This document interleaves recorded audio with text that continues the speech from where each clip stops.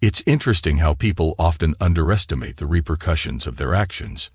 My name is Matthew, and if I were to describe myself, I'd say I'm an affectionate and easygoing man who strives to fulfill his wife's every desire. It took 2 marriages, but I finally grasped that being too laid back and overly giving can result in contempt and a lack of respect. I won't allow that to happen again. There's a trend among certain individuals who believe they can engage in secretive behavior without consequences, as long as their partners remain oblivious. These individuals conceal their guilt in various ways until the truth surfaces, at which point they express regret, insisting they never intended for their spouses to find out and be hurt. Do they comprehend the irony of admitting to clandestine actions and only feeling remorseful when caught? It's truly insulting. I'm convinced these individuals lack an understanding of normal thinking. Linda and I crossed paths after both emerging from dysfunctional relationships. Having spent 3 years with her boyfriend, Simon, Linda was abruptly dumped for a younger, more attractive girl. The heartbreak left Linda with self-esteem issues, and she never truly moved on from Simon, a fact that always lingered in the background of our relationship. Being 6 years Linda's senior, I had experienced a 5-year marriage with my ex-wife Monica, who was incredibly attractive and had initially captivated me. Unfortunately, she betrayed our relationship by engaging in multiple affairs behind my back during a time when I was completely enamored with her. It took a year for me to uncover her infidelity, causing deep emotional pain. I ended the marriage, vowing never to let such betrayal happen again. From that point on, I knew that trust would be a significant challenge for me in any new relationships. Linda and I were well aware of each other's emotional baggage. I played a crucial role in helping Linda overcome her self-esteem issues. She dedicated herself to fitness, transforming her body into an impressive figure. Spending her free time on shopping, sailing visits, and tennis, she emerged as a confident and beautiful woman with my support and encouragement. In return, recognizing my trust issues stemming from past experiences, Linda worked tirelessly to help me overcome them. She consistently reassured me of her unwavering love and expressed gratitude for finding me. Each day, she emphasized her love for me, ensuring that all my desires were fulfilled. Our relationship was marked by affectionate moments like kissing and cuddling on the couch, and we even began discussing the possibility of starting a family. We believed we were each other's soulmates and life seemed content, or so I thought. Fast forward to a week after our 6th anniversary, and my world took an unexpected turn. I noticed Linda wearing a dress I hadn't seen before, looking stunning, especially for a typical late-morning weekday. While I wasn't spying on my wife, our home had video security, and I occasionally checked it during work breaks to watch our dog Brandy, a small dachshund, providing a moment of relief from my high-pressure job as a bond broker. That particular morning, the live feed on the video piqued my curiosity. There was my beloved wife in a short red dress and towering heels, her hair styled and makeup impeccable. It had been a while since I'd seen her look so captivating, and it triggered a sense of unease. Concerned, I decided to call my loving wife immediately, hoping to understand what she was up to. I dialed her number on the phone. "Hi, sweetheart. Just sitting here thinking about you. How's your day going? Tennis today." "Hello, my love. I miss you too. Nothing planned today." "No tennis because Kara hurt her ankle, so I took the day off." "Oh, that's unfortunate. I know how much you enjoy playing. What do you plan to do then?" "Not sure. No plans. Maybe I'll head to the gym. Would you like to meet for lunch? I can come home and pick you up." "That's incredibly sweet, baby, but not today. I'm feeling a bit bloated and not up for eating right now. I'll just have a protein shake at the gym. I'll see you tonight. Love you, baby." I ended the call without my usual "I love you." She likely noticed, as I always express my love before ending our conversations. Something felt off, and I needed to find out why. Despite trusting Linda after all these years, I still had a GPS tracker on her car that I seldom used. Initially installed for safety reasons, it had sadly become a tool for spying on my wife.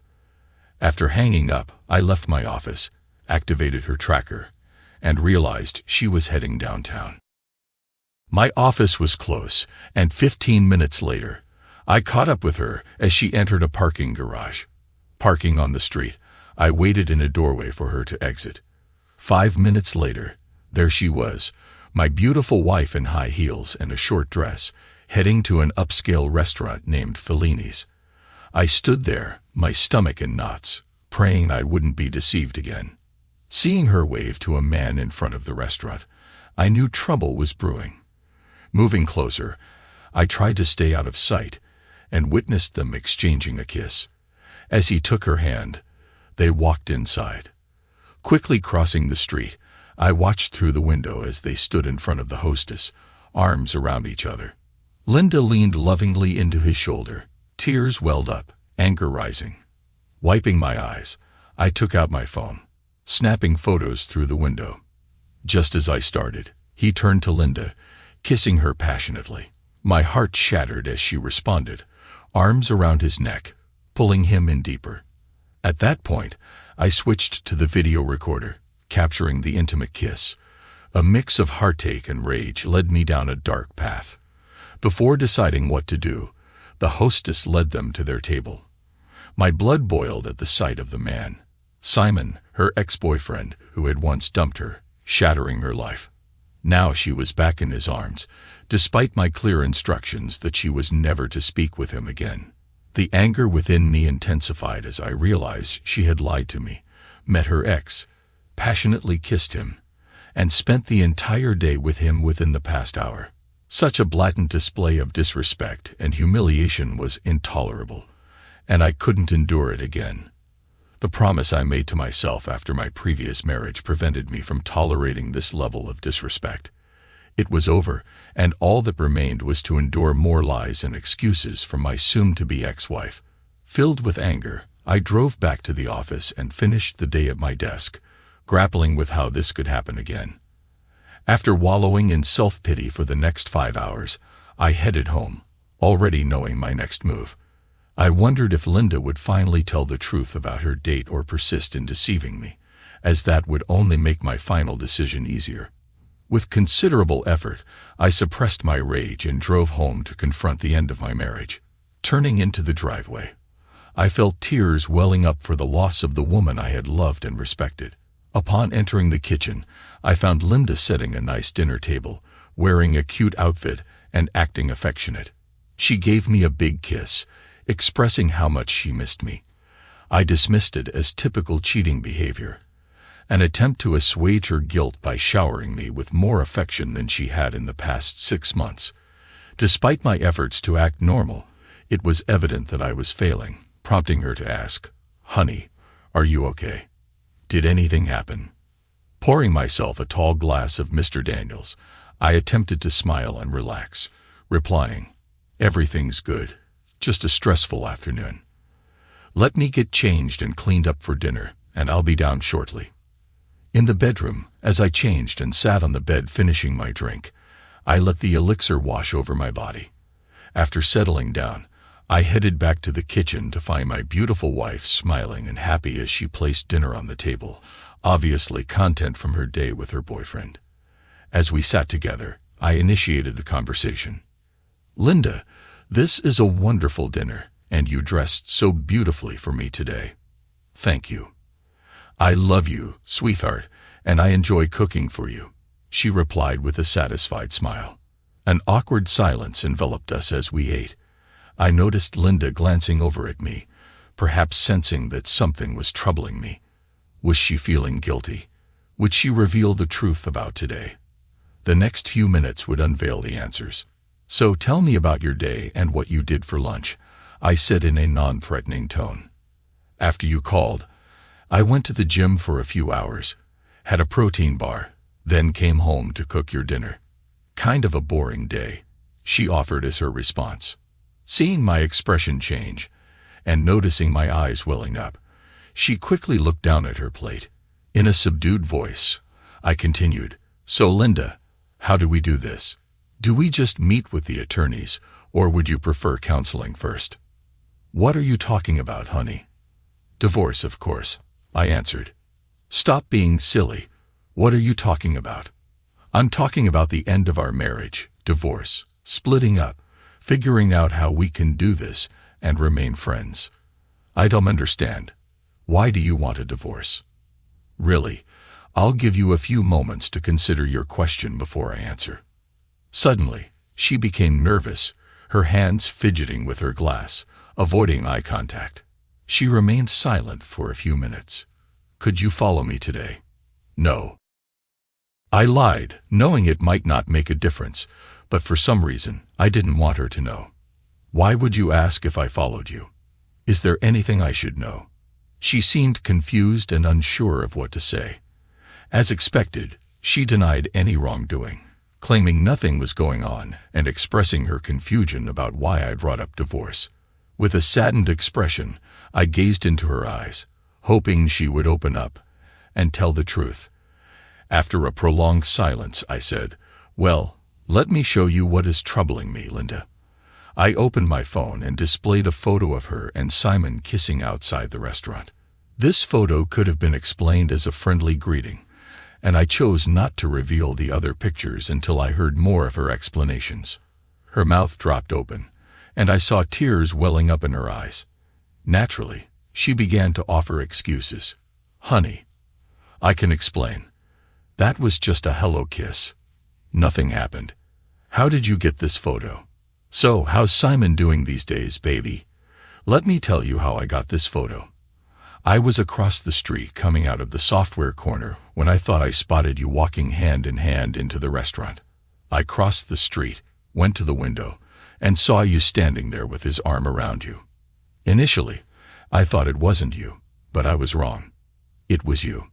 My second thought was, why is she wearing that sexy dress and high heels? She never dresses like that for me anymore. Then I noticed you were with Simon, and everything immediately came into focus. I started taking some photos just as you leaned up and kissed him, and that's how I got this photo.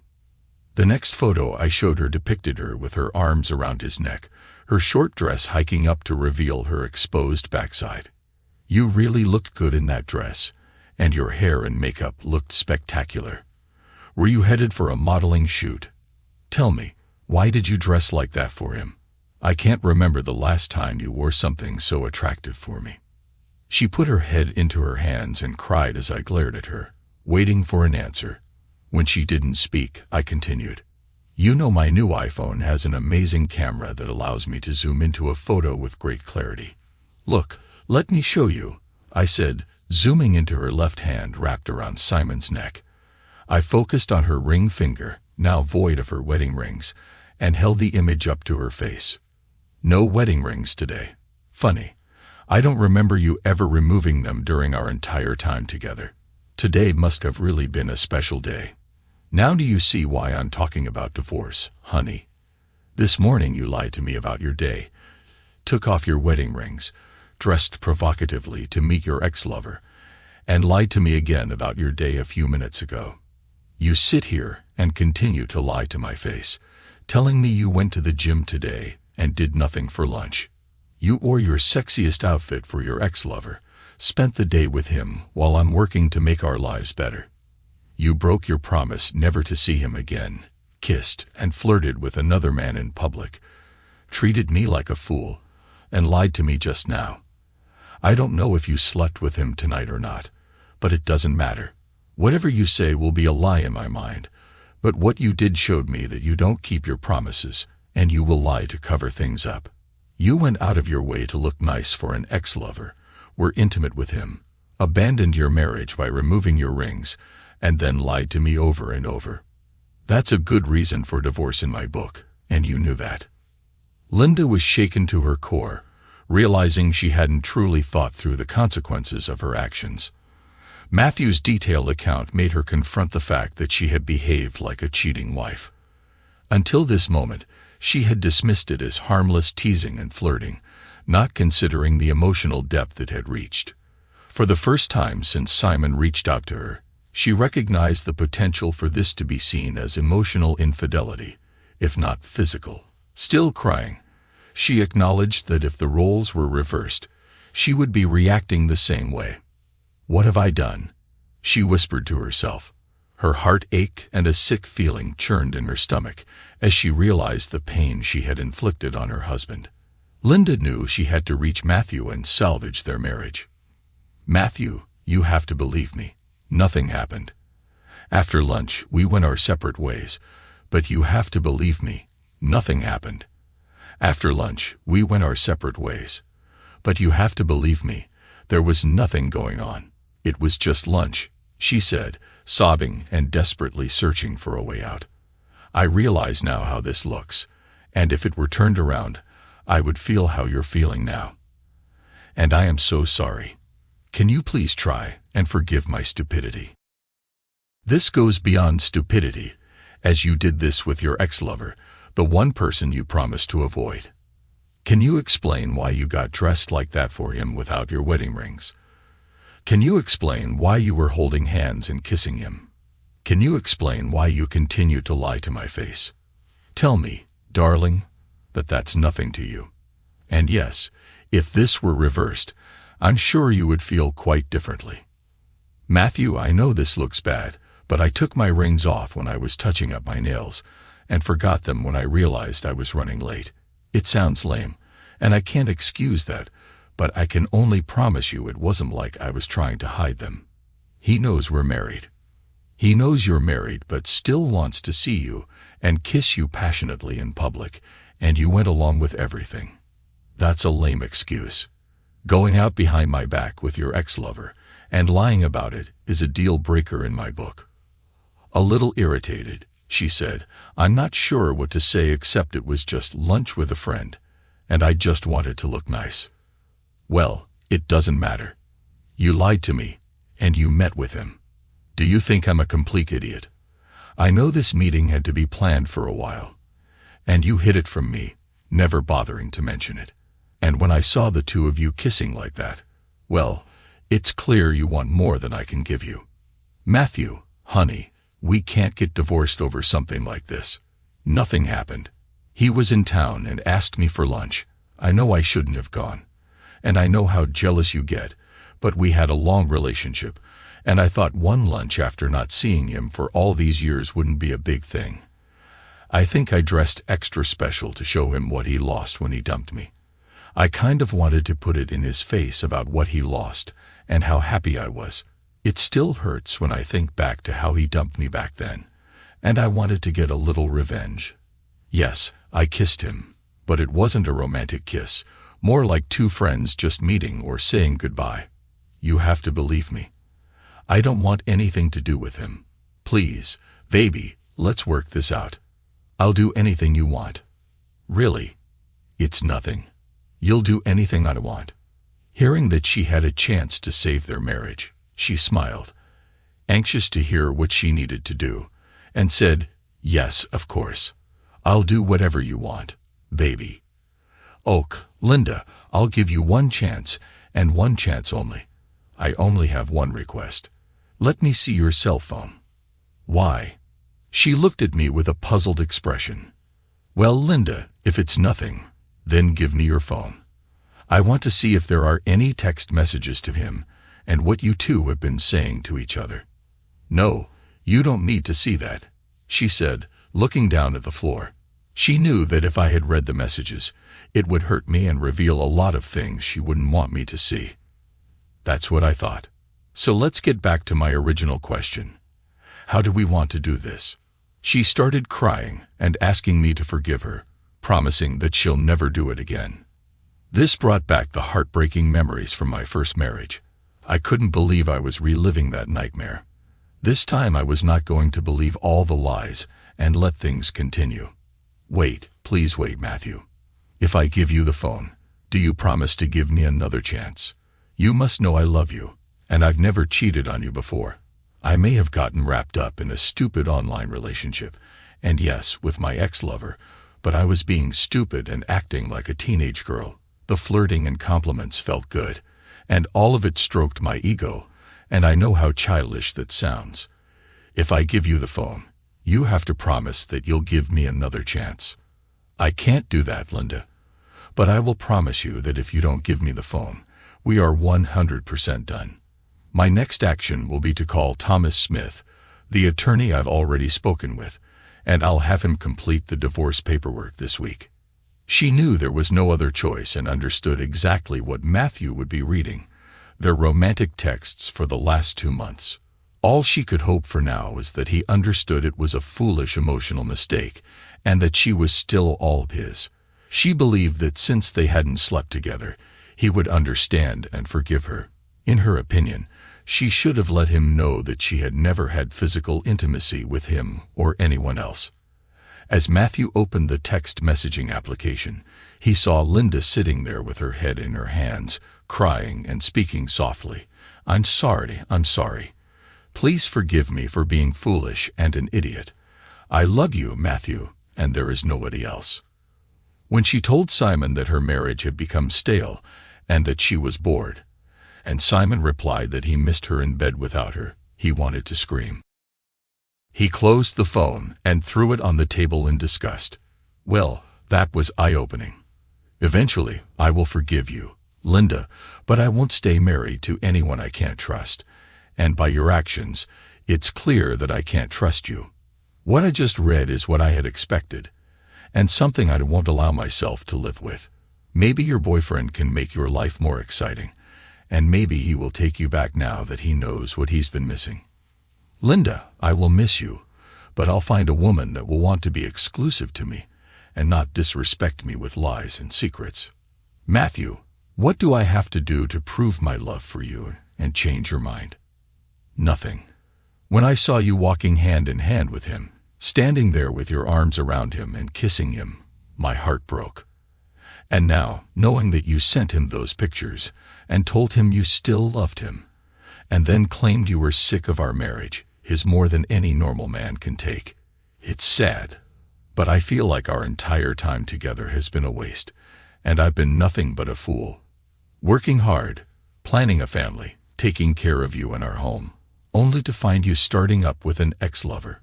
Do you grasp the significance of how things might have been different if you had been honest about your day when I inquired? I can almost empathize with your desire based on your story. However, the real issue lies in the fact that you deliberately kept it from me and chose to lie about it. Let's not pretend. If I hadn't discovered it, you wouldn't have confessed. That's the heart of the matter, baby. Spare me the assurance that you would have eventually divulged the details of your lunch with your ex-lover once you got home. Don't bother. I already know the answer. Trust, loyalty, and honesty are the pillars of my values, and you trampled on them without a second thought. Despite knowing the pain I've endured in the past, you proceeded without consideration for our relationship.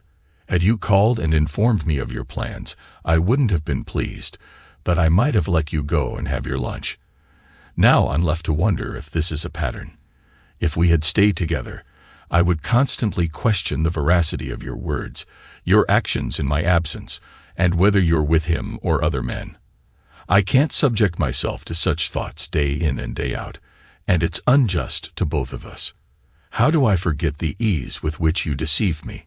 Yes, the kissing and looking attractive for him are disconcerting. The absence of engagement rings is hurtful, but lying and cheating are unequivocally unacceptable. I am certain that I won't live through that again. Matthew, you're right, and I made a foolish mistake. I lied because I knew you would be angry, but I felt compelled to do this, even if it was an error. I needed some closure. I thought one lunch for revenge wouldn't cause any harm, but now I comprehend the gravity of my actions, and for that, I am truly sorry. I would never intentionally hurt you, I promise. Can we work on this? I want to be as transparent and open as you are. My issue is that I never want to cause harm and will avoid it if possible, but I can now see where being dishonest is even more detrimental. Well, honesty and transparency were the only things that could have salvaged this marriage. However, you weren't transparent and honest until circumstances forced you to comply. Your refusal to let me read your text messages until there was no other option sealed your fate. Tears streamed down her face as she sat there, recognizing how the messages exposed her lack of honesty and trustworthiness. She knew I wouldn't accept this, finally understanding that her emotional relationship with another man was just as damaging as if she had been physically unfaithful.